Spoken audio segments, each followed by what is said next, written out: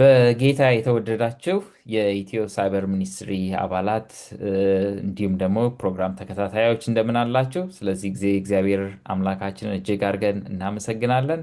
እንደገና ደግሞ እግዚአብሔር ፈቅዶና ረድቶን በሌላ ኳርተር እንድንገናኝ ሌላ የርዕስ ጥናት ተዘጋጅቶልናል ለሚቀጥሉት 3 ወራት።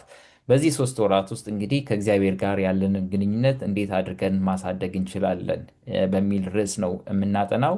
በዚህ ውስጥ እንግዲህ በባለፈው 3 ወራት ውስጥ ከጳውሎስ መልእክቶች ሁለቱን በደንብ አድርገን በስፋት ስንመለከት ነበር። በዚህ ውስጥ ደግሞ በተለያዩ ተሞክሮ ውስጥ ያሉትን ከተለያዩ የመጽሐፍ ቅዱስ ክፍሎች እያነሳን የምንወያይበት የምንማርበት ጊዜ ይሆናል ማለት ነው።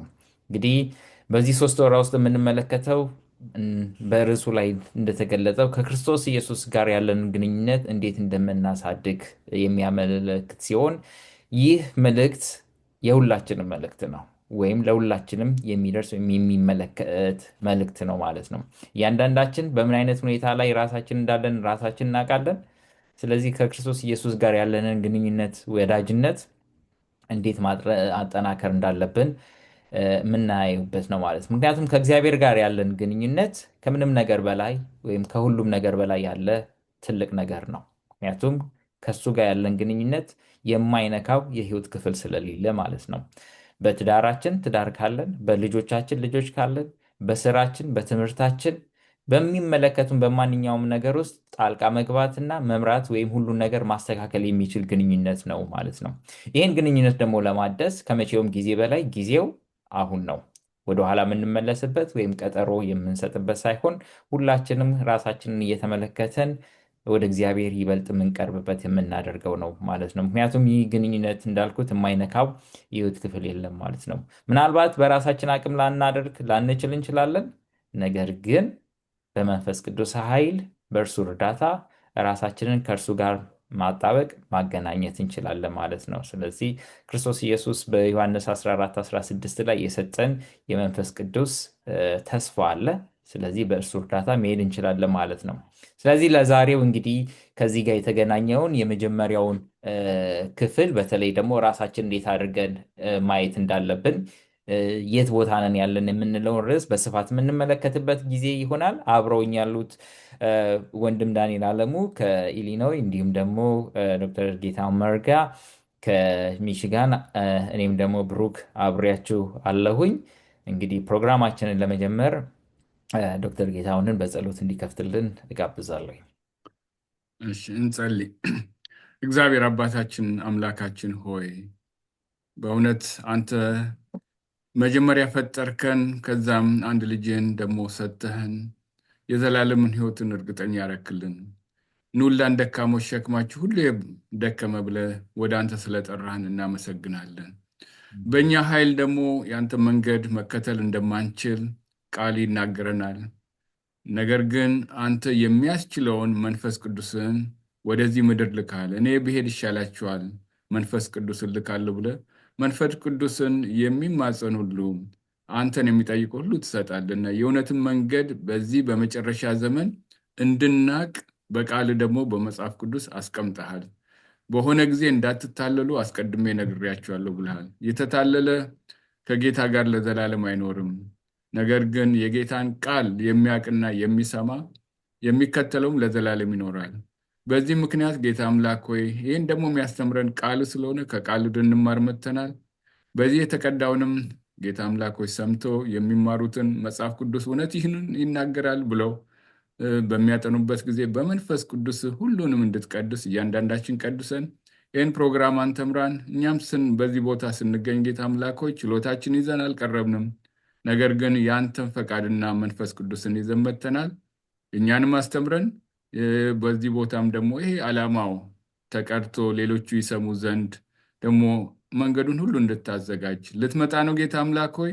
ትንቢቶች ሁሉ እየተፈጸሙ ነው። አንተ የፍርሃትን መንፈስ አልሰጠንም፣ ነገር ግን የእውቀትን አንተ ላይ መታመንን እና የምንጠብቀው ጌታችን መጣ ብለን በደስታ የምንሞላበት ጊዜ እንዲሆንልን ዛሬ አንተ እውነት ላይ አቁመን ጌታ አምላክ ሆይ እና ከኛ ጋር ሁን። በጌታችን በኢየሱስ ክርስቶስ ስም እንደምንሃለን፣ አሜን አሜን። አመሰግናለሁ ወንድም ጌታሁን። እንግዲህ ከላይ ቅድም ለመናገር እንደሞከርኩት በዚህ ሳምንት የምንመለከተው ራሳችንን የምንፈትሽበት እ፣ ርዕስ ጉዳይ ነው ማለት ነው። እንግዲህ ቅድም በመግቢያው ላይ እንዳልኩት ዋናው ርዕሳችን ከእግዚአብሔር ጋር ያለንን ግንኙነት እንዴት አድርገን ማሳደግ ማስተካከል አለብን የሚለው ነው ማለት ነው። ለዛሬው የሚሆነን መነሻ ጥቅስ በመጽሐፍ ቅዱስ የዮሐንስ ወንጌል ምዕራፍ 15 ቁጥር 9 ላይ ይገኛል። እንደዚህ ይላል፣ አብ እንደወደደኝ ሁሉ እኔም ወደድኳችሁ፣ በፍቅሬ ኑሩ ይለናል። ስለዚህ ከእግዚአብሔር ጋር ያለን ግንኙነት እንዴት ነው? ይሄ ለማንም የምንመልሰው ጥያቄ ሳይሆን ራሳችን ራሳችንን የምንጠይቅበት ጥያቄ ነው ማለት ነው። እና ያለንን ግንኙነት እንዴት አድርገን እንገልጻለን? በምን አይነት ሁኔታ ነው ያለው? በመልካም ሁኔታ ነው? ጥሩ እየሄደ ነው? ከእግዚአብሔር ጋር እየተገናኘን ነው?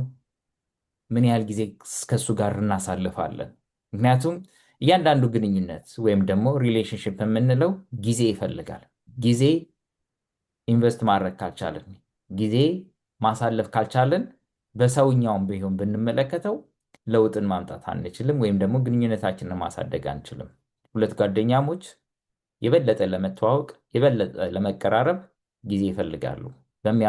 አብረው በሚያሳልፉት ጊዜ ልክ እርስ በርስ እየተዋወቁ እርስ በርስ እየተግባቡ እርስ በርስ ግንኙነታቸውን ወዳጅነታቸውን እያጠናከሩ መሄድ ይችላሉ ማለት ነው። ጊዜ የማናሳልፍበት ግንኙነት ለመተዋወቅ አዳጋች ነው የሚሆነው ማለት ነው። ስለዚህ ትልቁ ነገር ራሳችን የምንመለከትበትም እና የምናይበት በተለይ ግንኙነታችንን ከእግዚአብሔር ጋር ለመጀመር ወይም ለማስቀጠል አሁን ያለንበትን ስቴት ማወቅ መቻል ተገቢ ነው። ስለዚህ ራሳችንን እንድንፈትሽ መጽሐፍ ቅዱስ ይጋብዘናል ማለት ነው እና መጽሐፍ ቅዱስ ሲናገር በዮሐንስ ራእይ 3:16 ላይ ሙቅ ወይም ደግሞ ቀዝቃዛ አይደላችሁም፣ ለብ ያላችሁ ናችሁ ይለናል። በተለይ በመጨረሻው ዘመን ስላለ ነው ቤተክርስቲያን ሲናገር ማለት ነው እና ያ ደግሞ ለእግዚአብሔር ምቹ እንዳልሆነ ከዛም ሁሉ በላይ ልተፋችሁ ነው ይላል እና በእንደዚህ አይነት ሁኔታ ለብ ያለ ሁኔታ በተለይ ደግሞ ከዓለሙም ከመንፈሳዊ ሁኔታ ውስጥም ለመሄድ የምንተጋ ወይም ሁለቱንም ቦታ ረግጠን ለመጓዝ የምናስብ ከሆነ ግንኙነታችን መፈተሽ መቻል አለብን ማለት ነው። ስለዚህ ትልቁ ጥያቄ ራሳችንን መጠየቅና መፈተሽ ያለብን የት ነኝ ያለሁት ከእግዚአብሔር ጋር ባለኝ ግንኙነት የት እየደረስኩ ነው? ምን ያህል ጊዜ ከእሱ ጋር በቀን ውስጥ አሳልፋለሁኝ? ግንኙነቴ እንዲጠናከር ይበልጥ እንዳቀው በሱ ሐሳብ በሱ መንገድ መመራት እንድችል ምን ያህል እያደረግኩኝ ነው? የት እየሄድኩ ነው? የሚለውን ነገር ሁል ጊዜ ማየት መቻል አለብን ማለት ነው እና ከዚህ ጋር ተያይዞ እንግዲህ በዮሐንስ ራእይ 3:14 እስከ 22 ያለውን ከመጽሐፍ ቅዱስ ላንብብና አብረን እያየን እንሄዳለን ማለት ነው። ዮሐንስ ወንጌል ምዕራፍ 13 ቁጥር 14 ሲጀምር በሎዶቅያ ላለው ቤተክርስቲያን የተጻፈ መልእክት ነው። እንግዲህ በመጽሐፍ ቅዱስ ውስጥ ወይም በቤተክርስቲያን ታሪክ ካሉት መልእክቱ ከተላለፈላቸው 7 ቤተክርስቲያናት ውስጥ የመጨረሻው ነው ማለት ነው። ስለዚህ በሎዶቅያ ላለው ቤተክርስቲያን መልአክ እንዲህ ብለህ ጻፍ፣ አሜን የሆነው ደግሞም ታማኝና እውነተኛ ምስክር የሆነው የእግዚአብሔርን ፍጥረት ምንጭ የሆነው እንዲህ ይላል ገና ሲጀምር ማለት ነው። ስለዚህ ይህን ምስክርነት እየሰጠ ያለው ክርስቶስ ኢየሱስ ነው። ይሄ በዮሐንስ ራእይ የተገለጠው የክርስቶስ ኢየሱስ መልእክት ነው እና ገና ሲናገር ምን እያለን ነው? ደግሞ ምን የሆነው ታማኝና እውነተኛ ምስክር የሆነው ማለት ነው። ክርስቶስ ኢየሱስ ስለኛ አሁን ስላለንበት ሁኔታ ከእርሱ ጋር ስላለን ግንኙነት፣ ወዳጅነት ቢጠየቅ የሚመሰክረው እውነተኛና ታማኝነት ያለው ምስክርነት ቢሰጥ ይሄ ነው ማለት ነው። ለዛ ነው ቁጥር 15 ላይ ቀዝቃዛ ወይም ትኩስ እንዳልሆነ ስራህን አውቃለሁ፣ ቀዝቃዛ ወይም ትኩስ ብትሆን በወደድኩ ነበር። እንግዲህ ለብ ያልህ ብቻ እንጂ ትኩስ ወይም ቀዝቃዛ ስላልሆንክ ካፌ አውጥቼ ልተፋህ ነው ይላል። ስለዚህ ይሄ ትንሽ ከበድ ያለ የሚያስፈራ የሚያስደነግጥም ነው። ምክንያቱም እግዚአብሔር አውጥቶ የሚተፋን ከሆነ የሚያርቀን ከሆነ ተስፋችን የት ነው? የትስ ድረስ ነው የምንጓዘው የሚለውን ነው ማለት ነው እና ይሄን ነገር በደንብ አድርገን ልናስተውል ልናየው ይገባል ማለት ነው። ስለዚህ እንዳልኳችሁ ይሄን ምስክርነት እየሰጠ ያለው እውነተኛ ምስክር የሆነው አምላካችን እግዚአብሔር ነው ማለት ነው። እና ከዚህ ላይ እንግዲህ ሌላ የምናያቸው እንዳልኩት ራሳችን በደንብ አድርገን እንድንፈትሽ እነዚህ ጥቅሶች ምን ያህል ራሳችንን እንደሚነኩ እ፣ በመጨረሻም ላይም ደግሞ ያለን መልእክት እንመለከታለን። በተለይ ወደ በኋላ ላይ ስንሄድ ትንሽ ቀጠል አድርጌ ላንብበውና ከዛ ላይ ምን ይላል? ቁጥር 17 ሀብታም ነኝ፣ ባለጠጋ ነኝ፣ አንዳችም አያስፈልገኝም ትላለህ። ነገር ግን ጎስቋላ፣ ምስኪን፣ ድሃ፣ ዕውርና የተራቆትክ መሆንህን አታውቅም። ስለዚህ ሀብታም እንድትሆን በእሳት የነጠረ ወርቅ እንድትገዛ የዕራቁትን ኀፍረት እንዳይታይ ነጭ ልብስ እንድትለብስና ለማየት እንድትችል ዓይንህን በኩል እንድትኳል እመክርሃለሁ ይለናል። ስለዚህ ባለን ግንኙነት ውስጥ እግዚአብሔር እውነተኛ ምስክርነቱን ዛሬ ሲሰጠን እንደዚህ አይነት ምላሽ ቢሰጠን፣ በመጀመሪያ ለብ ያላችሁ ናችሁ፣ ስለዚህ ይህን ባህሪ አልወድም ልተፋችሁ ነው እያለ ነገር ግን ከዛ በፊት ያለንን ሁኔታ እንድናስተካክል የጎደለንን ነገር እየነገረን ይገኛል። አለው ትላለህ ግን የለህም። ባለጠጋ ነኝ ትላለህ፣ ሀብታም ነኝ ትላለህ፣ አንዳች አያስፈልገኝም ትላለህ፣ ነገር ግን ምንም የለህም። ምስኪን፣ ጎስቋላ፣ የተራቆትክ፣ ድሃ፣ ዕውር ነህ ይለናል። ስለዚህ ምን ይለናል?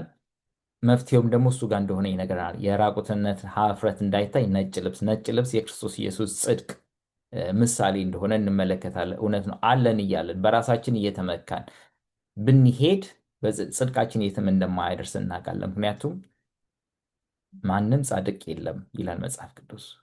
ሁሉም የእግዚአብሔር ክብር ጎድሎታል ይለናል። ስለዚህ ራሳችን በክርስቶስ ኢየሱስ ጽድቅ እንድንሸፍን እዚህ ጋር እንደተባለን ነጭ ልብስ እንድትለብስ ራሳችንን እንድንመለከት ደግሞ ማየት እንድንችል ዕውር ነህ እያለን ነው። ግን ማየት እንድንችል ደግሞ ለዓይናችን የሚሆን ኩል ከዛ እንድንገዛ እንድንወስድ እየተመከርን ነው ማለት ነው።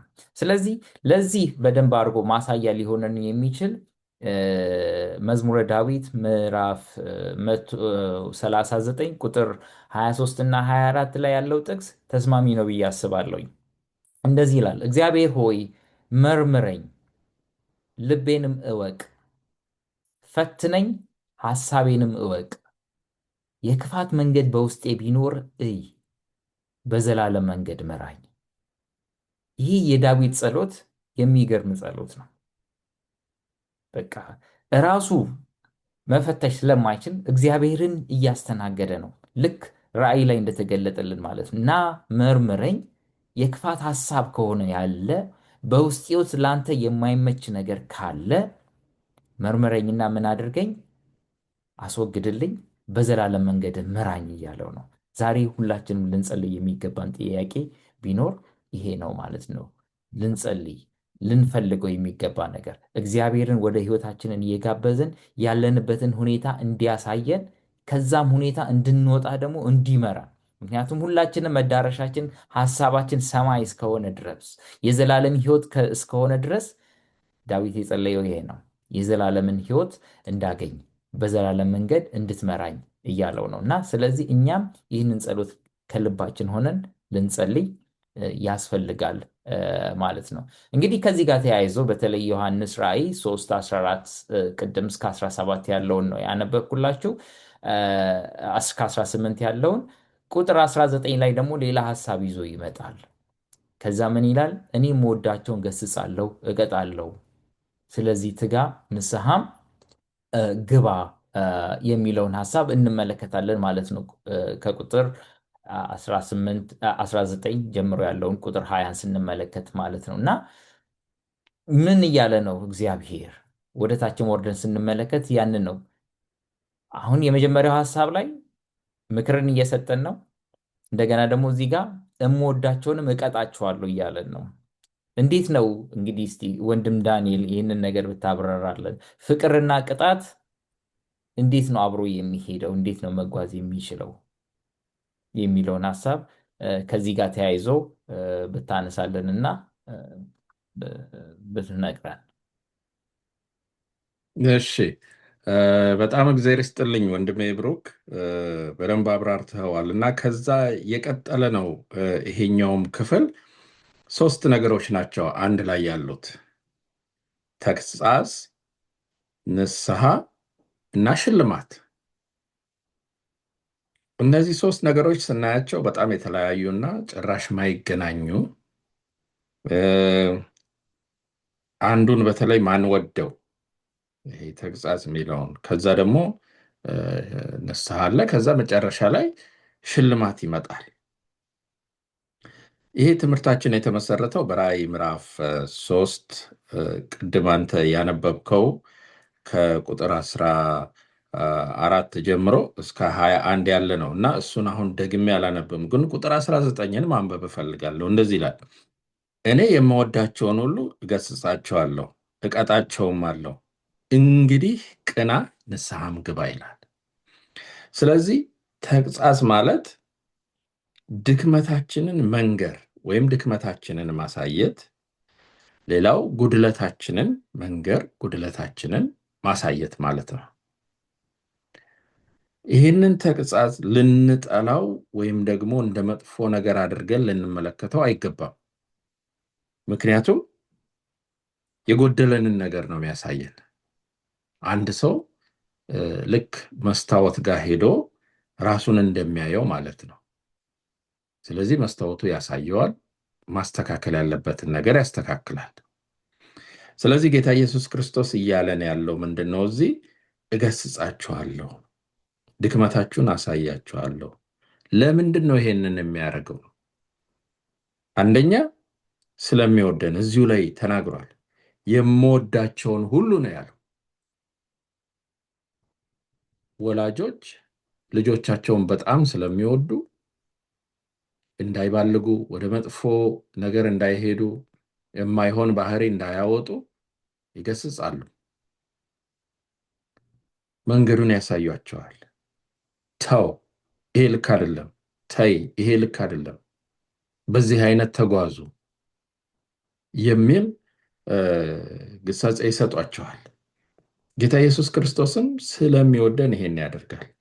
ሌላው የተጠቀሰው ምንድን ነው? እሱ ይሄንን የሚያደርግበት ለጠንካራና ለጥልቅ ግንኙነት ከሱ ጋር ጠንካራ የሆነና ጥልቅ የሆነ ግንኙነት እንዲኖረን ይፈልጋል።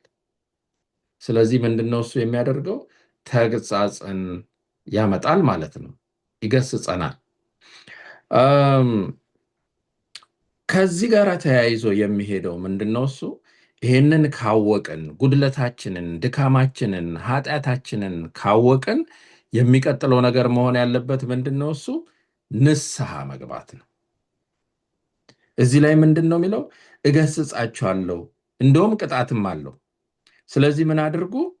ንስሐ ግባ፣ ቅና ይላል። ንስሐ ግባ፣ ወደ እኔ ተመለስ፣ ተወ ያንን መንገድ።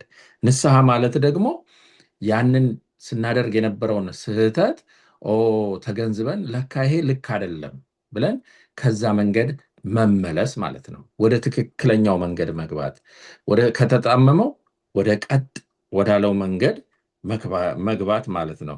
ይሄ እንግዲህ ድካማችንን ስናውቅ ማስተካከያ በምንወስድበት ሰዓት ነው።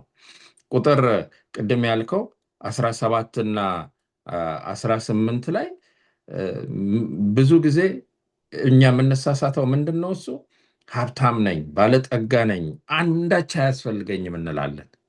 ራሳችንን ሙሉ ለሙሉ ፐርፌክት አድርገን እንወስዳለን፣ ፍጹም አድርገን እንወስዳለን። ለዚህ ነው እንግዲህ ራስን መመርመር የሚለው ነገር የሚመጣው።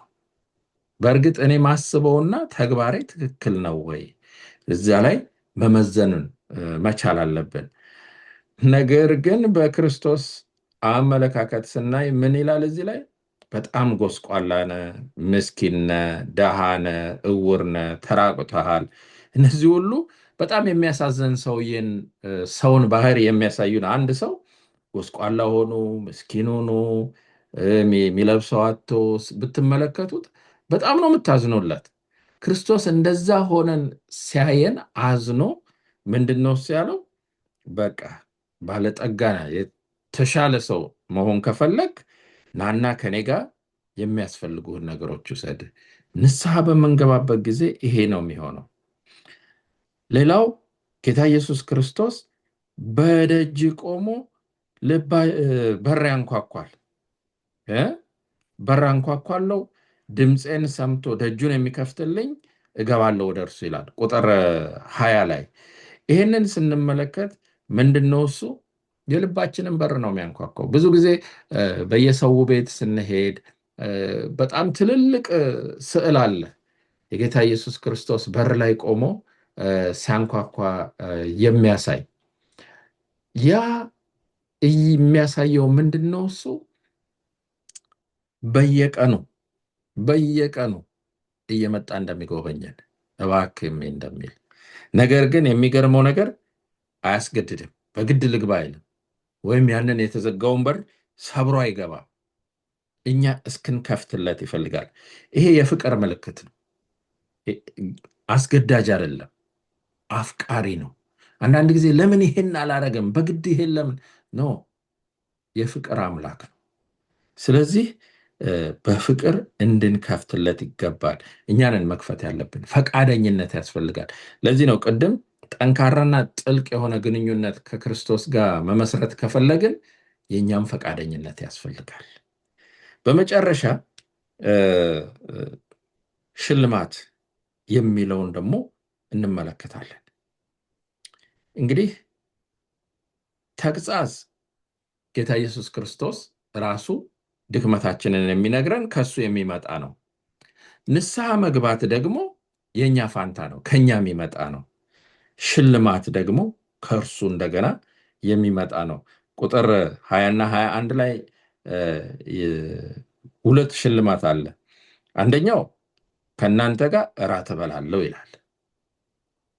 ይሄ በገበታ ከኛ ጋር ይቀመጣል ማለት ነው። በተለይ እዚህ ሀገር እንግዲህ በጣም ስራ ይበዛል፣ ሰው ይሯሯጣል። ልጆችም በፊናቸው፣ ባለትዳሮችም እንደዚሁ በየፊናቸው።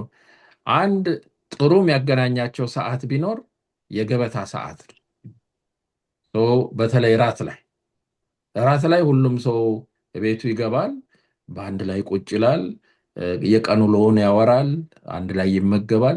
ሰው ምግብ ሲበላ እየተጫወተ ነው ማለት ነው። የሆነውን ነገር ልጆች ይነግሩናል። ትምህርት ቤት ምን እንዳጋጠማቸው፣ ምን እንደሆኑ ያለውን ሁኔታ በራት ሰዓት ላይ ጌታ ኢየሱስ ክርስቶስም እያለ ያለው ይሄ ነው። ከኔ ጋር ተወያዩ ባካችሁ፣ ቁጭ ላለው ከእናንተ ጋር። ያን የምናደርገው ቃሉን በማጥናት ጊዜ መስጠት አለብን ለሱ። ሰተነው እናውቃለን ወይ? አብረን ራት እየበላን አውርተናል ወይ? ጊዜ ስጡኝ ነው የሚለው። በጸሎት እሱን ማናገር፣ እሱ ደግሞ የሚለንን እንደገና መስማት። ሌላኛው ትልቁ ሽልማት ቁጥር 21 ላይ ምንድን ነው የሚለው? እኔ ደግሞ ድል እንደነሳው ከአባቴ ጋር በዙፋን ላይ እንደተቀመጥኩ ድል ለነሳው ከኔ ጋር በዙፋኔ ላይ ይቀመጥ ዘንድ እሰጠዋለሁ። ይሄ የሁላችንም ግብ ነው። ስለዚህ ወገኖቼ ለዚህ ትልቁ ሽልማት ታጭተናል። በግሳጼ በሚደርስብን ጊዜ ወደ እርሱ እንመለስ፣ ንስሐ እንግባ፣ ራሳችንን እናስተካክል፣ ግንኙነታችንን መልካም እናድርግ።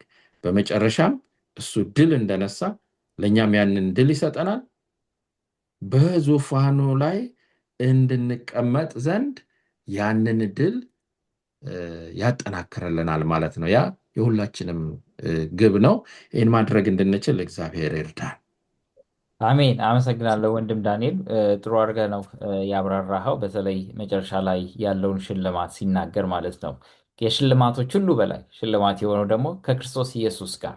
ምክንያቱም ድል ለነሳው እኔ ከአባቴ ጋር እንደተቀመጥኩኝ እሱ ደግሞ ከኔ ጋር ምን ያደርጋል? ከክርስቶስ ኢየሱስ ጋር ከመቀመጥ በላይ ሌላ ትልቅ ሽልማት የለም እና ይሄ የሚያሳየን የፍቅሩ ጥልቀት፣ የፍቅሩ ብዛት ነው ብዬ አስባለሁ። እና ከዚህ ጋር እንግዲህ ተያይዘው እግዚአብሔር በዘላለማዊ ፍቅር እንደወደደን ይናገራል። እንግዲህ ይህንንም ጥያቄ ወደ ዶክተር ጌታሁን ላምጣውና ቅድም ዳንኤል ያነሳው ጥያቄ አለ። በተለይ እነሆ በደጅ ቆሜ አንኳኳለሁ፣ ማንም ሰው በሩን ቢከፍትልኝ ከእርሱ ጋር እራት እበላለሁ ብሏል። እና እንዴት ነው የልባችንን በር ለእግዚአብሔር መክፈት የምንችለው? በተለያየ ሁኔታ ውስጥ ቅድም ለማንሳት ሞክረን ነበረ እና እያንዳንዳችን ከእግዚአብሔር ጋር ያለን ግንኙነት በተለያየ አይነት ደረጃ ውስጥ ሊሆን ይችላል። እንደዚህ አይነት ያሉትን ሰዎች እግዚአብሔር እንዴት አድርጎ ነው የሚገናኘውና ይህንን ዘላለማዊ ፍቅሩን ማካፈል የምንችለው? ይህንን እስቲ ከተለያየ የመጽሐፍ ቅዱስ ታሪኮች ጋር አገናኝተ ብታስረዳን። እሺ፣ እግዚአብሔር ስጥልን። እግዚአብሔር ይፈልጋል ራሳችንን እንድንፈትሽ። በዚህ ላይ እንግዲህ በአጠቃላይ ለማጥናት የተዘጋጀልን ከእግዚአብሔር ጋር በዚህ በመጨረሻ ዘመን መድኃኒታችን ኢየሱስ ክርስቶስ ሊገለጥ ባለበት ዘመን እንዴት ነው ከጌታ ጋር የምንኖረው? እና የመጀመሪያው እንግዲህ ራሳችን ስንፈትሽ ስትል አሁን እንዳልከው የእግዚአብሔርን ማንነት ማወቅ። ከእግዚአብሔር ማንነትና ጸባይ አንዱ እኔ ላነሳው የምፈልገው እግዚአብሔር በዘላለማዊ ፍቅር ወዶናል። መጀመሪያ የፈጠረን እሱ ነው። ከዛም ደግሞ ኃጢአት በገባ ጊዜ ልጁን የሰጠን እሱ ነው እና በተለይ ኤርምያስ ምዕራፍ 31 ብዙ ጊዜ የሚጠቀሰው ቁጥር 3 ላይ እግዚአብሔር ከሩቅ ተገለጠልኝ እንዲህም አለኝ፣ በዘላለም ፍቅር ወድጄሻለሁ፣ ስለዚህ በቸርነት ሳብኩሽ ይላል። ኤርምያስ የተጠራበት የእግዚአብሔር ልጆች ብዙ ኃጢአት በሰሩ ጊዜ ወደ ስደት እንደሚሄዱ በተነገረበት ጊዜ ነው እና በዛ ውስጥ እግዚአብሔር በዘላለም ፍቅር ሳብኩሽ ብሎ ይላል። እንግዲህ የእግዚአብሔርን ፍቅር ማስተዋል በጣም ታላቁ ተጋድሎ ውስጥ ስላለን ጦርነት አለን እና የክርስቲያን ሕይወት ታላቁ ጦርነት ምንድን ነው? አንድ ክርስቲያን ሊዋጋ የሚገባው የእግዚአብሔርን ማንነት ለማስተዋል፣ የእግዚአብሔርን ፍቅር ለማስተዋል ሊዋጋ የሚገባው ነገር ዋናው ጠላት ማን ነው? ዋናው ጠላት ማን ነው ስንል ሰው ጠላቱ ራሱ ነው። ምክንያቱም እግዚአብሔር ስልጣን ሰጥቶታል።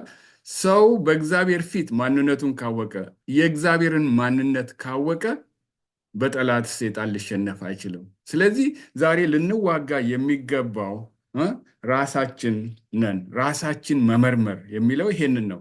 ቁጭ ብለን በእግዚአብሔር ፊት ማን ነን? እግዚአብሔርስ ማን ነው?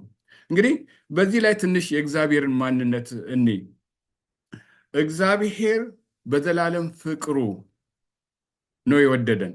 ለምን ፈጠረን? ሲፈጥረን ሁሉን ነገር አዘጋጅቶ ነው የፈጠረን እና በዘፍጥረት ምዕራፍ 3 ላይ ሄደን በምናይበት ጊዜ ምዕራፍ 2 ቁጥር 7 ላይ በምናይበት ጊዜ እግዚአብሔር ሰውን ከፈጠረ በኋላ የራሱን እስትንፋስ እፍ አለበት። ሰውን ግን ሲያስቀምጠው ምንድን ነው? ሙሉ የሚያስፈልገውን ነገር ሁሉ አድርጎ ነው። ከዛ ኃጢአት ገባ። ዘፍጥረት 3 ላይ በምናይበት ጊዜ እግዚአብሔር ሁሉን አዋቂ ነው። አዳምና ሔዋን ግን ዘፍጥረት ምዕራፍ 3 ከቁጥር 8 ጀምረን በምናነብበት ጊዜ አዳምና ሔዋን ራቁታቸው መሆኑን አወቁና ሮጦ ተደበቁ። ማንነታቸውን ሲፈትሹ ራቁት ሆኖ ተገኙ። በዚህ ጊዜ እግዚአብሔር አዳም ሆይ የት አለ ሲል ተሸሽጌአለሁ። ታሪኩን እናውቃለን እንደምናየው። ነገር ግን እግዚአብሔር አዳም እንግዲህ አጥፍቷል ብሎ ተወ። የፍቅር አምላክ ስለሆነ እሱ ራሱ በግ ገሎ ደም አፍስሶ ልብስ የቆዳ ልብስ አለበሳቸው። ያ የሚያመላክተው እንግዲህ በእነ አቤል የሚነገረው ይህ የመድኃኒታችን የኢየሱስ ክርስቶስ ዓለም ሳይፈጠር የታረደው በግ፣ ይህ የእግዚአብሔርን ፍቅር ነው የሚያሳየን። የእግዚአብሔርን ፍቅር በምናስተውልበት ጊዜ የእቶን እሳት የተዘጋጀው ለእኛ እንዳልሆነ ለጠላት ሰይጣን ነው እንጂ ለእኛ አይደለም። ስለዚህ ይሄ የሚወደንን እግዚአብሔር በእውነት እሱ በሚፈልገው መንገድ ፈቃዱን አስተውለን በምንከተለው ጊዜ እሱ ሁሉን ነገር በእውነት ያዘጋጅልናል። እንግዲህ እዚህ ላይ ደጋግመን እናያለን። ዮሐንስ ምዕራፍ ቁጥር 3 ለላዶቅያ ማለት ለመጨረሻው ቤተክርስቲያን ክርስቶስ ከመገለጡ በፊት እ፣ የመጨረሻው ታላቁ ተጋድሎ ከመሆኑ በፊት እ፣ ብዙ ቸነፈር፣ ሰባቱ መቅሰፍቶች ከመውረዳቸው በፊት እግዚአብሔር አቋማችን እንድንለይ ይህንን የላዶቅያ መልእክት በደጅ ሆኜ አንኳኳለሁ። ልባችን ያንኳኳል። በደጅ ሆኜ አንኳኳለሁ ሲል ደግሞ ይሄ ቀጥታ ዳግም ምጽአቱን ያመለክታል። የጌታ መምጫ ደጅ ነው፣ በደጅ ነው በሚልበት ጊዜ ጌታ እንግዲህ ልጆቹን ሁሉ ሲያድን ታላቁን እራት ያዘጋጃል። ከዓለም ዙሪያ በእውነት የዳኑትን ሁሉ በዚህ ጊዜ ድል ለነሳው እንግዲህ እራቴን አብሬ እበላለሁ በሚልበት ጊዜ ይሄ ሁለተኛው ትርጉም ዳኒ ከገለጸው ተጨማሪ ደግሞ ሁለተኛው ትርጉም የዳግም ምጽአቱንና ጌታ ኃጢአትን በዚህ ምድር ላይ ሽሮ ድል የነሱትን የሚወስድበት ታላቅ ፍቅሩ ሁሌ ደግሞ ታላቅ ፍቅሩ የሚታይበት የሚነገርበት ታላቁን የራት ግብዣ እሱ ራሱ ምን አደርጋለሁ ይላል? እኔ አገለግላችኋለሁ። የእግዚአብሔር ፍቅር ታላቅ ነው ወገኖች። ሞተልን፣ እንደገና ደግሞ ከሞት ተነሳ፣ ዛሬ በሰማይ ሰማያት በቅዱሰ ቅዱሳን ሁሉን ያዘጋጃል። በዘፍጥረት እንግዲህ ጠቅላላ ሄደን በምናይበት ጊዜ ታሪኩን የሰው ልጅ ኃጢአት በሰራ ጊዜ እግዚአብሔር እቺ ዓለም በኃጢአት ተጨማልቃ እንዳጠፋ ደህንነት መንገድ ክርስቶስ እንዳይገለጥ የሚያደርገው ሁሉ በተአምሩ ደግሞ እንደምናውቀው ኖህን አቆመ። ከኖህ በኋላ ደግሞ አብርሃምን መረጠ። በዘር የዓለም ሕዝብ ሁሉ ይባረካል።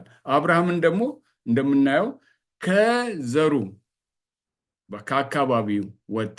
አካባቢው ምን ነበረ? ጣዖቱን የሚያመልኩ ነበር። ስለዚህ ወገኖቼ የእግዚአብሔር ፍቅር ጥልቅ ነው።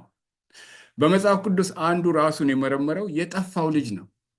ከአባቱ ሄዶ የጠፋው ልጅ ቁጭ ብሎ ስለ ራሱ ማንነት ሲያይ የአሳማ ምግብ መብላት እንኳን ሲመኝ ሁሉን ነገር ባጣ ራቁቱን በሆነ ጊዜ ቁጭ ብሎ የራሱን ማንነት አየ። ከራሱ ጋር ተዋጋ። ከራሱ ጋር ከተዋጋ በኋላ ራሱን አሸነፈ። እንዴ በአባቴ ቤት ባሪያዎች እኮ ጠግቦ ይበላሉ። እሱ ፍቅሩ ጥልቅ ነው። አሁንም ይቀበለኛል። እንደ ባሪያ እንደው ተቀበለኝ ብዬ እመለሳለሁ። ሌላው ራሱን የመረመረው ዳዊት ነው። በተነገረው ጊዜ ኦ ጌታ ሆይ መንፈስ ቅዱስን አትውሰድብኝ፣ የቀናውን መንፈስ በልቤ አኑር። በንስሐ በተመለሰ ጊዜ ይህ የፍቅር አምላክ ምን አለው ዳዊትን? እንደ ልቤ።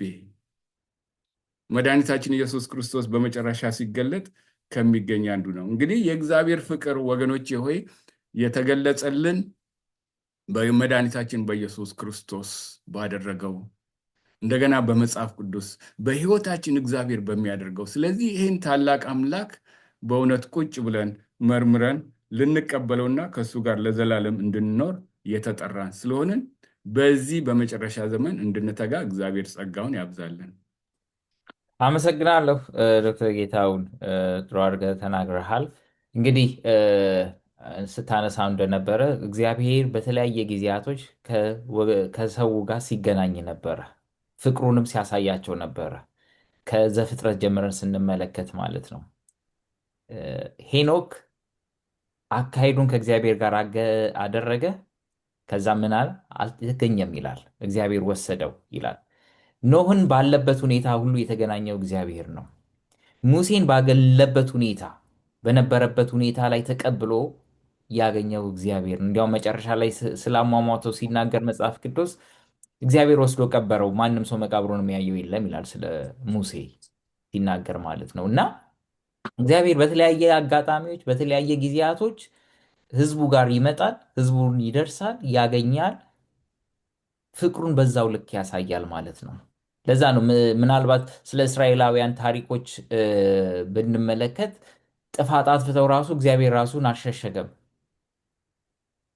ይመጣል፣ ይመክራቸዋል፣ ወደ መንገድ እንዲመጡ ይናገራል። እግዚአብሔር ሁል ጊዜ ቅርብ ነው። እግዚአብሔር ሁል ጊዜ ቅድምም ስናነሳ እንደነበረው ስለሚወደን የሚያስፈልገንን ምክር ይሰጠናል። ከዛ ምን ያደርገናል? ወደ ራሱ ያቀርበናል ማለት ነው። ይህንን ደግሞ ብሉይ ኪዳን ላይ ያየናቸው ታሪኮች ብቻ አይደሉም። በአዲስ ኪዳንም ተመልሰን ስንመጣ የምናገኘው ተመሳሳይ ታሪክ ነው። ለደቀ መዛሙርቶቹ ቅድም ካነበብኩት መጀመሪያ ላይ ካነበብኩት ጥቅስ ጋር አብሮ የሚሄድ ነገር ምንድን ነው? እሱም አንድን ታሪክ እንመለከታለን ሲነግራቸው የወይን ግንዱን ታሪክ። ይህን ተምሳሌታዊ ንግግር ስንመለከት ቅድም ያነበብኩት ጥቅስ ላይ ምን ይላል? በፍቅሬ ኑሩ የሚልን ሀሳብ እናገኛለን። ምናልባት በእንግሊዝኛ አባይድ ኢን ሚ ነው። ምክንያቱም ቅርንጫፍ ከሆናችሁ ከወይኑ ግንድ ጋር ካልተገናኛችሁ ምን ልታደርጉ አትችሉም? ፍሬ ልታፈሩ አትችሉም ይለናል። ይህ ለደቀ መዛሙርቱ ያስረዳቸው መልእክት ነው፣ የሚሰጣቸው። ለእኛስ ዛሬ ምን ይላል? በዚህ ውስጥስ ከወይኑ ግንድ ታሪክስ እኛስ የምንማረው ነገር ምን አለ የሚለውን ነገር እስኪ ደግሞ ከወንድም ዳንኤል ጋር እንመልከት። እሺ፣ እግዚአብሔር ይስጥልኝ። ይሄኛው በጣም አስፈላጊ ትምህርት ነው። አንተ እንዳልከው በፍቅሬ ኑሩ አባይድ ኢን ሚ ከእሱ ጋር በጣም ተጣብቀን መጓዝ እንዳለብን የሚያሳይ ነው እና ዮሐንስ ምዕራፍ 15 ከቁጥር 1 እስከ 11 ያለውን ባነበው በጣም ጥሩ ነው። እንደዚህ ይላል፣ እውነተኛው የወይን ተክል እኔ ነኝ፣ አትክልተኛውም አባቴ ነው። እርሱም በእኔ ያለውን የማያፈራውን ቅርንጫፍ ሁሉ ቆርጦ ይጥለዋል። ፍሬ የሚያፈራውን ቅርንጫፍ ሁሉ ግን የበለጠ እንዲያፈራ ይገርዘዋል። ከነገርኳችሁ ቃል የተነሳ እናንተ ንጹሐን ናችሁ። በእኔ ኑሩ፣ እኔም በእናንተ እኖራለሁ። ቅርንጫፍ በወይኑ ግንድ ካልሆነ በቀር ብቻውን ፍሬ ሊያፈራ አይችልም። እናንተም በእኔ ካልኖራችሁ ፍሬ ልታፈሩ አትችሉም። እኔ የወይን ተክል ነኝ፣ እናንተም ቅርንጫፎች ናችሁ። ማንም በእኔ ቢኖር እኔም በእርሱ ብኖር እርሱ ብዙ ፍሬ ያፈራል። ያለ እኔ ምንም ልታደርጉ አትችሉምና። በእኔ የማይኖር ተጥሎ እንደሚደርቅ ቅርንጫፍ ነው። እንዲህ ያሉ ቅርንጫፎች ተለቅመው ወደ እሳት ይጣላሉ፣ ይቃጠላሉም። በእኔ ብትኖሩ ቃሎቼም በእናንተ ቢኖሩ የምትፈልጉትን ማንኛውም ነገር ለምኑ ይሰጣችኋልም። ብዙ ፍሬ በማፍራት ደቀ መዛሙርቴ መሆናችሁን ብትገልጡ በዚህ አባቴ ይከብራል። አብ እንደወደደኝ ሁሉ እኔም ወደድኳችሁ፣ በፍቅሬ ኑሩ። እኔ የአባቴን ትእዛዝ ጠብቄ በፍቅሩ እንደምኖር እናንተም ትእዛዜን ብትጠብቁ በፍቅሬ ትኖራላችሁ። ደስታዬ በእናንተ እንዲሆንና ደስታችሁም ሙሉ እንዲሆን ይህን ነግሬያችኋለሁ ይላል። እዚህ ላይ እንግዲህ ስንመለከት የወይን ግንድ አለ፣ ቅርንጫፍ አለ። እነዚህን ሁለቱን ያላቸውን ግንኙነት ነው የሚያሳየን። በዚህ ጥቅስ ውስጥ ከ10 ጊዜ በላይ ኑሩ ኑሩ የሚል ተጠቅሷል። አኗኗራችን ምን አይነት አኗኗር ነው መኖር ያለብን? ይሄ እንግዲህ ግንኙነትን የሚያሳይ ነው። ከኢየሱስ ጋር ተወዳጅቶ መኖር። የእሱ ወዳጅ መሆን ካለብን ምንድን ነው የምናደርገው?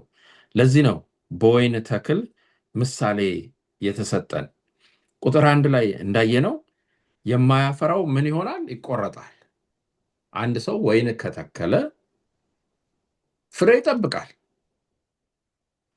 በ2ም ዓመት ይሁን በ3ኛው ዓመት ከተተከለ በኋላ ከዛ በየዓመቱ ፍሬ ማፍራት አለበት።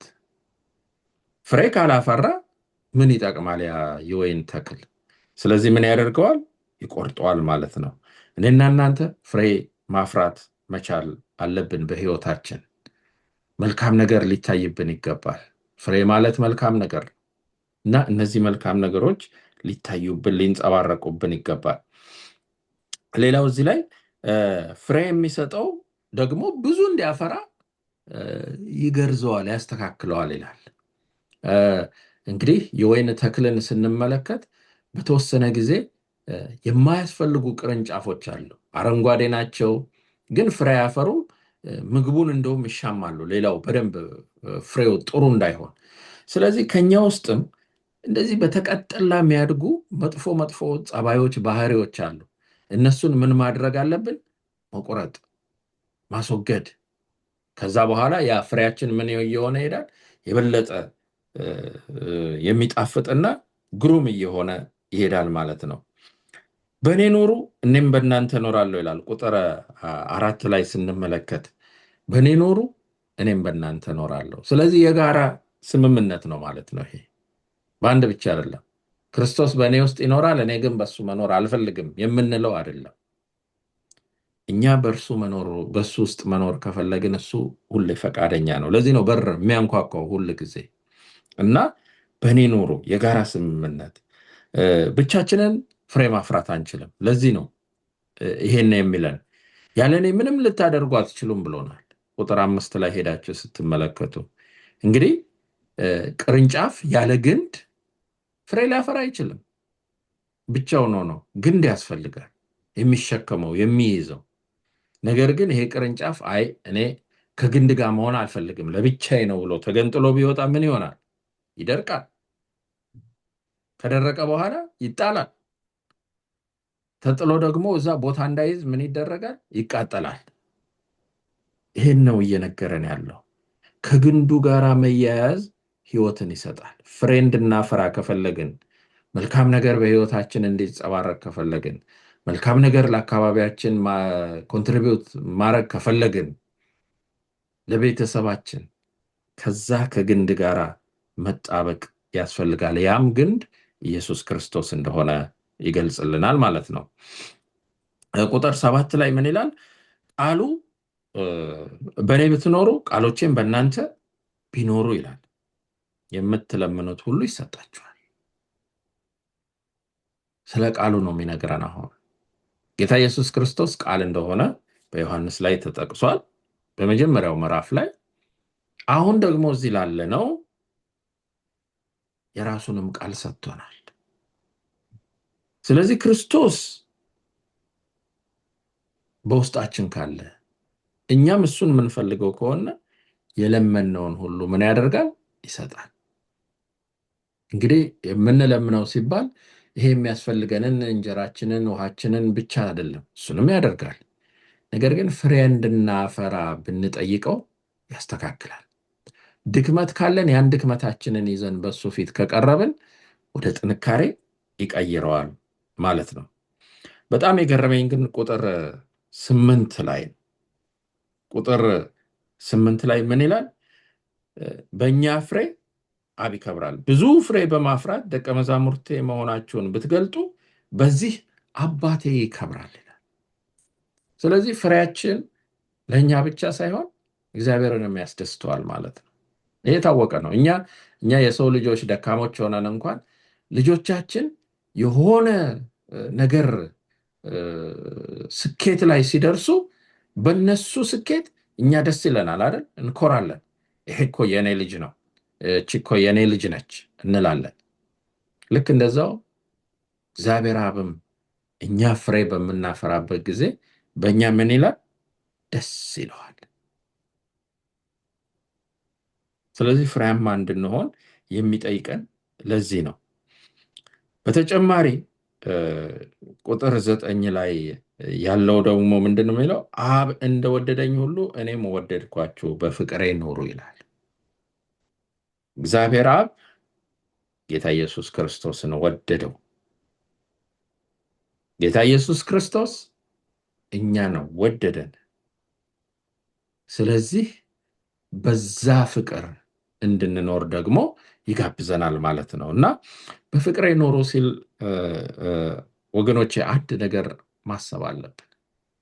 ይህን ነገር በቃል ብቻ የምናወራው ሳይሆን በተግባር ማሳየት ያለብን ነው። እርስ በርስ እንድንዋደድ እግዚአብሔር አብና እግዚአብሔር ወልድ ተዋደዋል፣ በፍቅር ነው የኖሩት። እኔና እናንተም እርስ በርስ ያን ፍቅር ማሳየት አለብን። በፍቅሬ ኑሩ ሲል ይሄንን ነው። ጌታ ኢየሱስ ክርስቶስ ለራሱ አልኖረም። ፍቅሩን በመስቀል ላይ በመሞት ለእኛ አሳይቷል እንደሚወደን። እኛም ሌሎችን መውደድ አለብን ማለት ነው። በመጨረሻም አብ ስለ ትእዛዛቱ ይናገራል። አብን ትእዛዝ ጠብቄ ነበር ይላል እሱ አይደል? ጌታ ኢየሱስ ክርስቶስ የአባቴን ትእዛዝ ጠብቄ በፍቅሩ እንደምኖር እናንተም ትእዛዜን ብትጠብቁ በፍቅሬ ትኖራላችሁ። ትእዛዜን በኃይል በጉልበት በግድ ጠብቁ አላለንም። ትእዛዜን በምን ጠብቁ ነው ያለው? በፍቅር። እኔ የአባቴን ትእዛዝ በፍቅር ነው የምጠብቀው፣ እናንተም ትእዛዛቴን በፍቅር ጠብቁ፣ አደራ ነው የሚለን። ምንድን ነው ይሄ ሁሉ ታዲያ ጋጋታ ብለን ስንል መደምደሚያው ምንድን ነው? እሱ የሚለው ደስታችሁ ሙሉ እንዲሆን ይላል። ይሄ ነው መደምደሚያው። ገንዘብ ደስታ ሊሆን አይችልም። በጣም ብዙ ሚሊዮነር ቢሊዮነር የሆኑ ሰዎች ደስታ የሌላቸው አሉ። በፍጹም ገንዘባቸው ደስታ ያላመጣላቸው። በጣም ብዙ አገር የተጓዙ ሰዎች አሉ፣ ደስታ ሊያመጣላቸው አልቻለም።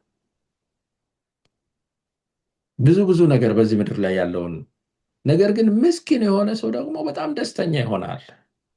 በልቡ ውስጥ ጌታ ኢየሱስ ክርስቶስ ስላለ ያን ፍሬ ስላፈራ ማለት ነው። ስለዚህ ወገኖቼ እኔና እናንተ ራሳችንን መርምረን በዚህ በግንድ ላይ ተጣብቀን መኖር እንድንችል የእግዚአብሔር መንፈስ ይርዳን። እግዚአብሔር ይባርካችሁ። አሜን። ቴንኪዩ ወንድናይ ላመሰግናለሁኝ። እንግዲህ ስለ ወይኑ ግንድ ሰፋ ያለ ማብራሪያ ሰጥተናል። በዛ ላይም ስታነሳ እንደነበረው ከወይኑ ግንድ ጋር መጣበቅ እንዳለብን፣ ምክንያቱም ብቻችንን ፍሬ ማፍራት እንደማንችል መጽሐፍ ቅዱስ ይነግረናል ማለት ነው። እንግዲህ ብቻችንን ፍሬ ማፍራት ብቻ ሳይሆን አንዳንድ ጊዜ ራሳችንን ከወይን ግንዱ ጋር ማጣበቅ ላንችል እንችላለን፣ ወይም ደግሞ በእኛ ሁኔታ ላይ አስቸጋሪ ሊሆን ይችላል። መጽሐፍ ቅዱስ በሉቃስ ምዕራፍ 11 ላይ ሲናገር ራሱ እናንተ ክፉዎች ሆናችሁ ሳላችሁ ይላል ክርስቶስ ኢየሱስ ሲናገረን ማለት ነው። እና ስለዚህ የግድ መንፈስ ቅዱስ ሊረዳን ያስፈልገናል ማለት ነው። ስለዚህ ራሳችንን ከወይን ግንዱ ጋር አጣብቀን መኖር እንድንችል የመንፈስ ቅዱስ ሚና ወይም አስተዋጽኦ ምን ያህል ነው? ወይም እንዴት ሊረዳን ይችላል? ምንድን ነው እሱ የሚያግዘን የሚለውን እስቲ ደግሞ ከወንድም ጌታሁን ጋር እንመልከት። እግዚአብሔር ይስጥልን። እንግዲህ አሁን ወንድማችን ዳንኤል በገለጸው መሰረት ዮሐንስ 15 ላይ በተለይ ቁጥር 5ን በምንወስድበት ጊዜ ያለ እኔ ምንም ልታደርጉ አትችሉም ይላል ጌታ እና የዘላለምን ሕይወትን ለማግኘት እንደገና የመንፈስ ፍሬን ለማፍራት ፍቅር ለእግዚአብሔር፣ ፍቅር ለሰው፣ የእግዚአብሔርን ትእዛዝ በእውነት ድነናል ብለን ለመከተል ያለ መድኃኒታችን ኢየሱስ ክርስቶስ በስተቀር ምንም ማድረግ አንችልም። መድኃኒታችን ኢየሱስ ክርስቶስ ግን ምን አለን? እኔ ብሄድ ይሻላችኋል፣ በሄድኩ ጊዜ መንፈስ ቅዱስን እልክላችኋለሁ። መንፈስ ቅዱስ ደግሞ በመጣ ጊዜ ወደ እውነት ሁሉ ይመራናል። እንግዲህ በዚህ ምድር አታላይ አለ። የእግዚአብሔርን ነገር ካላወቅንና በስህተት መንገድ እግዚአብሔርን የምናመልክ መስሎ ከታየን እንደ ፈሪሳውያን እግዚአብሔርን ያገለገልን መስሎን የእግዚአብሔርን ልጅ እንደሰቀሉት እኛም ከእግዚአብሔር ጋር ስንጣላ እንገኛለን። ስለዚህ ይሄ እንግዲህ የእግዚአብሔርን ፈቃድ ለማወቅ መድኃኒታችን ኢየሱስ ክርስቶስ እንደተናገርኩት ምን አለ? መንፈስ ቅዱስን እልክላችኋለሁ ወደ እውነትን የሚመራ እንደገና ዓለምን ደግሞ ስለ ኃጢአት የሚገስጽ። ይሄን በዮሐንስ ምዕራፍ እንግዲህ ተከታታዮቹን ምዕራፍ 16 ከ14 ጀምሮ እስከ 16 ምዕራፎችን ስናይ መድኃኒታችን ኢየሱስ ክርስቶስ በእውነት የመንፈስ ቅዱስን ተግባርና ስራ ከፍ አድርጎ ነው የሚያሳየው።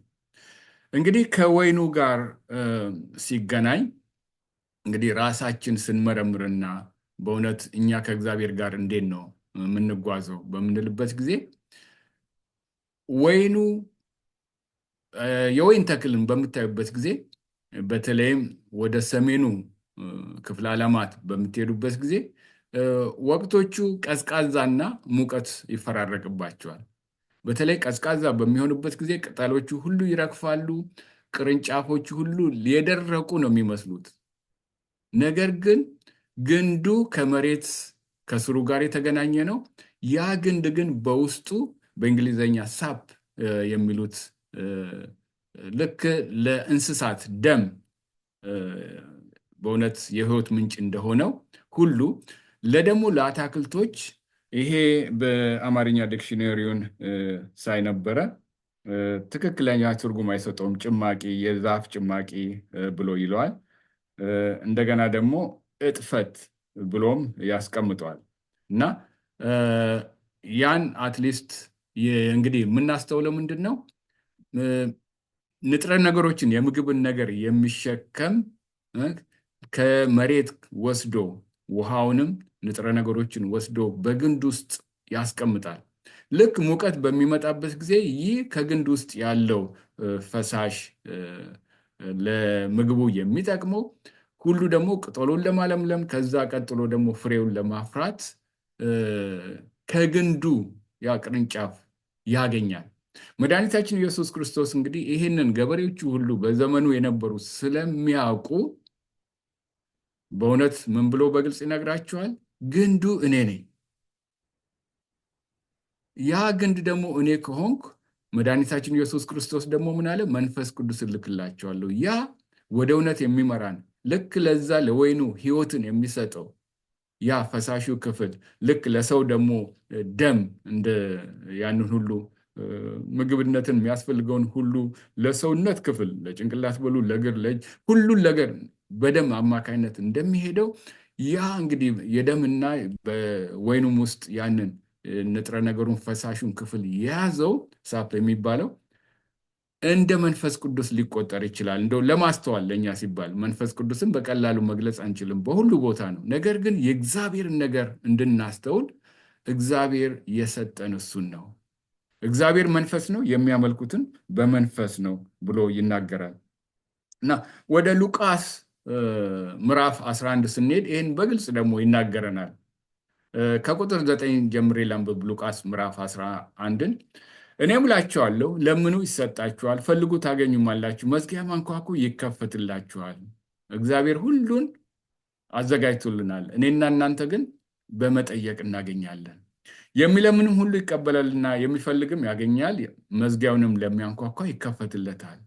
ይሄን መንፈስ ቅዱስን ለማግኘት የሚያስችለንን መንገድ መድኃኒታችን ኢየሱስ ክርስቶስ እየተናገረ ነው። ቁጥር 11 አባት ከሆናችሁ ከእናንተ ከማንኛችሁም ልጁ እንጀራ ቢለምነው እርሱም ድንጋይ ይሰጠዋልን?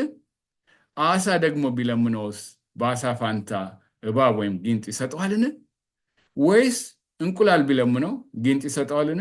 እንኪያስ እናንተ ክፉዎች ስትሆኑ ለልጆቻችሁ መልካም ስጦታ መስጠት ካወቃችሁ በሰማይ ያለው አባታችሁ ለሚለምኑት እንዴት አብልጦ መንፈስ ቅዱስን ይሰጣቸው።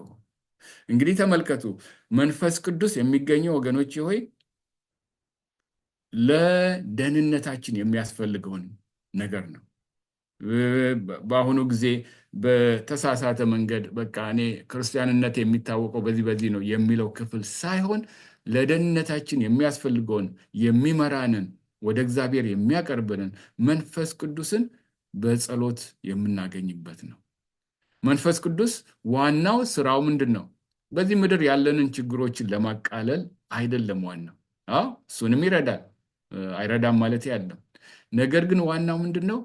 ከሞት ወደ ህይወት የሚያሻግረን መድኃኒታችን ኢየሱስ ክርስቶስ ደጋግመን እንዳነበብነው በራዕይ ምዕራፍ 3 ቁጥር 21 ላይ ድል ለነሳው እኔ ድል ነስቼ ከአባቴ ጋር በዙፋኑ እንደተቀመጥኩ ድል የሚነሳው ደግሞ ከእኔ ጋር በዙፋን ይቀመጥ። አቤት እንዴት ታላቅ ዕድል ነው ወገኖች! ሆይ እንኳን በእግዚአብሔር ዙፋን መቀመጥ ይቅርና በዚህ በምድራዊ ነገስታት ባሉበት እንኳን እነሱ በሚገኙበት ተጋብዘን ስንገኝ እንዴት ታላቅ ደስታ ነው የሚሰማል።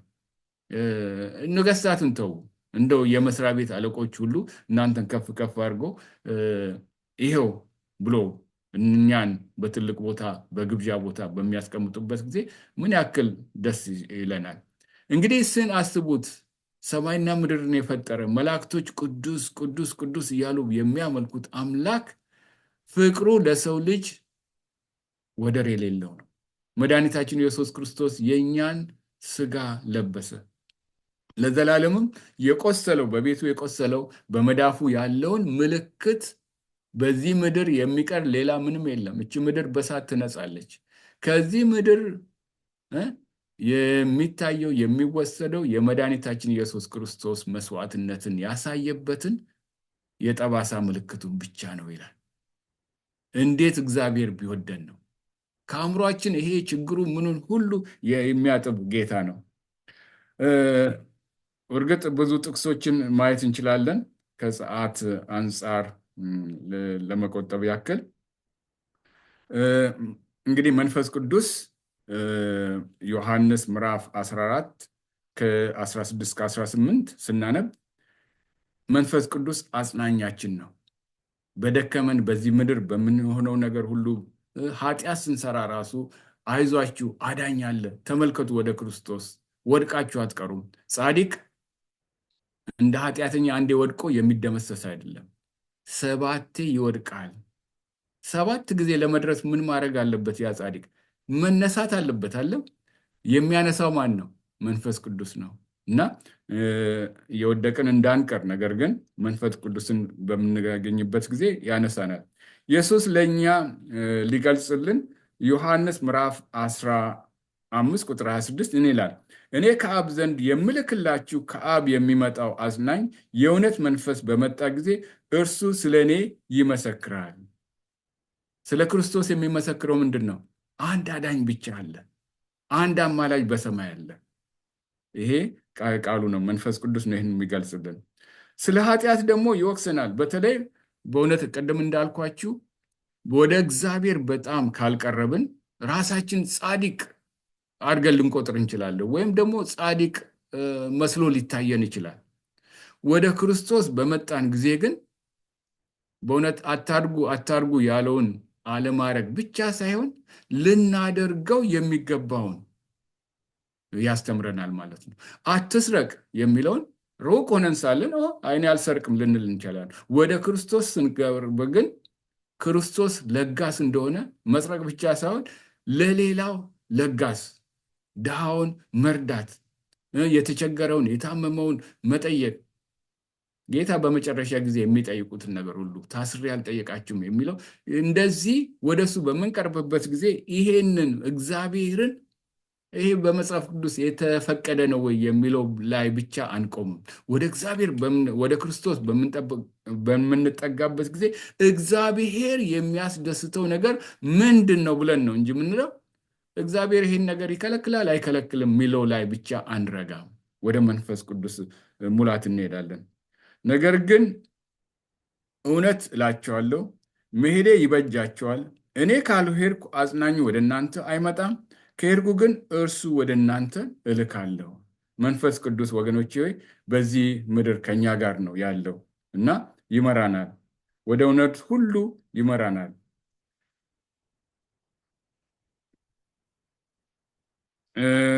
ቁጥር ዮሐንስ 16:13ንም ማንበብ ፈልጋለሁ። የእውነት መንፈስ በመጣ ጊዜ ወደ እውነት ሁሉ ይመራችኋል። እርሱ ከራሱ አይናገርም፣ የሚሰማውንም ብቻ ይናገራል፣ እንዲሁም ወደፊት ስለሚሆነው ይነግራችኋል። በተለይ ለላዶቅያ የሚያስፈልጋትን ጌታ ከኔ ራቁትሽ ነሽ፣ ነጭ ልብስ ከኔ ውሰጂ፣ እውር ነሽ፣ ከኔ ኩል ግዢ፣ ድሃ ነሽ፣ ከኔ ወርቅ ግዢ። እንግዲህ የጌታ ወርቅ ምንድነው ወገኖች? በእምነት የተፈተነውን ሊያጸነን የጠላትን በእውነት ፍላጻ የሚንበለበለው ምናከሽፍበት እምነት የምናገኘው ከመድኃኒታችን ከኢየሱስ ክርስቶስ በመንፈስ ቅዱስ አማካይነት ነው። ኩል የሚለው ደግሞ የመንፈስ ቅዱስ የጥራት ዓይን ነው። የመንፈስ ቅዱስና የሰይጣንን ለይተን የምናይበት፣ ምክንያቱም በመጨረሻ ዘመን የተመረጡትን እስኪያስት ድረስ እውነት አስመስሎ የንጋት ኮከብ መስሎ ጠላት ሰይጣን ሊመጣ ይችላል። በተለይም ነፍስ አትሞትም በሚለው ሁሉ የምንወዳቸው መስሎ ከጌታ ተልኬ ነው የሚለውን የስህተት ነገር ሁሉ ሊናገርን ይችላል። ያ ስህተት መሆኑን የምናውቀው በመንፈስ ቅዱስ ላይ በምንገኝበት ጊዜ ያ ኩል የሚለው የመንፈስ ቅዱስን ኃይል የምንሰጥበት ነው። በዚህ በመጨረሻ ዘመን መድኃኒታችን ኢየሱስ ክርስቶስ የት ነው ያለው ስንል በቅዱሰ ቅዱሳኑ በሰማይ እንዳለ ነው። በቅዱሰ ቅዱሳኑ ደግሞ 10ቱ ትእዛዛት ያለበት የማስተስረይ ስነ ስርዓት ያለበት ነው። ያ ደግሞ ምንድን ነው? የክርስቶስን የጽድቅ ልብሱን ለኛ የሚሰጠን ነው። የእሱ ጽድቅ ለኛ የሚቆጠርበትን። ለላዶቅያ እንግዲህ የተለየው መልእክት ይሄ ነው። ስለዚህ መንፈስ ቅዱስ ልክ አታክልት ይህንን ንጥረ ነገሩና ፈሳሹን በተለይ እንግዲህ ልክ ሙቀት ጊዜ በሚመጣበት ጊዜ ሰመር እንለዋለን በዚህ ሀገር በሚመጣበት ጊዜ ያ ወይን አፍርቶ ቅጠል አድርጎ ፍሬ እንደሚሰጥ የሚጣፍጥ ፍሬ እንደሚሰጥ እኔና እናንተ እንደዚህ የመንፈስ ፍሬ የምናፈራው ፍቅርን፣ ደስታን፣ ለጋስነትን፣ ሩሩ፣ ቸር የመሳሰሉትን ነገር ልናደርግ የምንችለው የመንፈስ ቅዱስ ኃይልን ስንቀበል በመንፈስ ቅዱስ ስንሞላ ነው። ይህ ደግሞ የሚሆነው እንግዲህ በመድኃኒታችን ኢየሱስ ክርስቶስ ነው። ወገኖቼ እንግዲህ በዚህ በአጠቃላይ እንደሚናገረን መጀመሪያ ወደ ጌታ ስንቀርብ ራሳችሁን መርምሩ። ለሰው መልካም ትመስላለች፣ ምሳሌ 14:23 መንገዷ ግን ምንድን ነው ይላል? ሞት ነው እና ነገር ግን በጌታ ያለ መልካም የሚመስል ሳይሆን መልካምን እንድናደርግ መንፈስ ቅዱስን አዘጋጅቶልናል።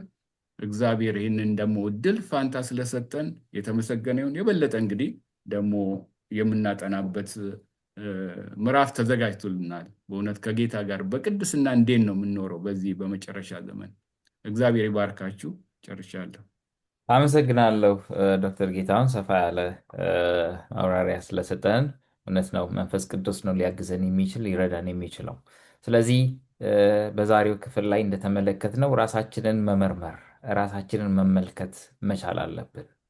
ከሁሉም በላይ ደግሞ ክርስቶስ ኢየሱስን ወደ ሕይወታችን ጋብዘን እሱ እንዲያየን፣ እሱ እንዲመረምረን፣ ቅድም እንዳነበብነው ጌታ ሆይ መርምረኝ እንዳለው ዳዊት እኛንም እንዲመረምረን የሚያስፈልገንን ነገር ደግሞ እንዲነግረን ብሎም እንዲሰጠን በፊቱ መቅረብ መቻል አለብን። ከእግዚአብሔር ጋር ያለንን ግንኙነት ለማጠናከር ሁል ጊዜ ከእግዚአብሔር ጋር መውሰድ መቻል አለብን። ቃሉን በማጥናት በማንበብ በመጸለይ እንዲሁም ደግሞ አሁን መጨረሻ ላይ እንደተነገረን መንፈስ ቅዱስን ወደ ሕይወታችን በመጋበዝ መንፈስ ቅዱስ ወደ እግዚአብሔር እንድንቀርብ ይረዳናል። ቃሉን እንድንረዳው ያስተምረናል። ከሁሉም በላይ ደግሞ ግንኙነታችንን ይበልጥ ያጠናክርልናል። ይህ ጊዜ ቅድም እንዳልኩት ሌላ ጊዜ ሳይሆን አሁን ነው ጊዜው። ወደ እግዚአብሔር ይበልጥ መቅረብ ያለብን፣ ከእርሱ ጋር ያለንን ወዳጅነት ይበልጥ ማጠናከር መቻል ያለብን ማለት ነው። መጽሐፍ ቅዱስ ሲናገር እሱ አስቀድሞ ወዶናልና እኛም እንወደዋለን ይላል። ክርስቶስ ኢየሱስ ወዶናል በዘላለማዊ በሆነ ፍቅሩ። ስለዚህ እኛም ደግሞ በዛው ልክ ምላሽ መስጠት እንድንችል የልባችንን በር ሲያንኳኳ ከፍተን እንድንቀበለው፣ ግብዣውን እንድናስተናግድ እግዚአብሔር ይርዳን፣ ጸጋውን ያብዛልን። ስለነበረ መልካም ጊዜ እግዚአብሔር አምላካችንን እጅግ አድርገን እናመሰግናለን። የዚህን ሳምንት ፕሮግራም በዚሁ እናጠቃልላለን። ስለተከታተላችሁን እግዚአብሔር አብዝቶ ይባርካችሁ። ፕሮግራማችንን ወንድም ዳንኤል በጸሎት ይዘጋልናል። እሺ እንጸልይ። በሰማያት ያለህ ቅዱስ እግዚአብሔር አባታችንና አምላካችን እጅግ አድርገን እናመሰግንሃለን። ቃልህን ስለሰጠህን፣ መንፈስ ቅዱስን ስለሰጠህን፣ ጌታ ኢየሱስ ክርስቶስን ደግሞ ለእኛ ኃጢአት ብለህ ከዛ ካማረው ቦታ ወርዶ በዚህ ምድር እንደኛው ሆኖ ጊዜ አሳልፎ ምሳሌ ሆኖን በእርሱ ደም እያንዳንዳችን ከኃጢአት ነፃ ስለወጣን ክብር ምስጋና ለስም ይሆን። ጌታ ሆይ ፍቅርን አስተምሮናል፣ አሳይቶናል በተግባር። እኛም ደግሞ ያንን መውሰድ እንድንችል መንፈስ ቅዱስ ሆይ እንድትረዳን በዚህ ሰዓት እንለምናሃለን። ብዙ በሕይወታችን ውስጥ መቆረጥ መጣል ያለባቸው መጥፎ ባህሪያት አሉ። ጌታ እግዚአብሔር ሆይ እያንዳንዳችንን እንድትረዳን እንድታግዘንና እነዚህን ነገሮች ያስወግደን በአንተ ፍቅር ከሰዎች ጋር መኖር እንድንችል ጌታ አባታችን ሆይ የክርስቶስን ምሳሌ መውሰድና በዛ መጓዝ እንድንችል እንድትረዳን እንለምናሃለን። ለዚህ ለ3 ወር እንግዲህ ይህ ትምህርት ተሰጥቶናል። በዚህ ውስጥ እያንዳንዳችን ሕይወታችንን የሚገነባ ከአንተ ጋር የሚያቀራርበንን ነገር ሁሉ መማር እንድንችል እርዳን። ይህን ፕሮግራም ባርክ። የሚያዳምጡትን ሁሉ የሚመለከቱትን አንተ ባርክ። በናዝሬቱ በኢየሱስ ስም አሜን።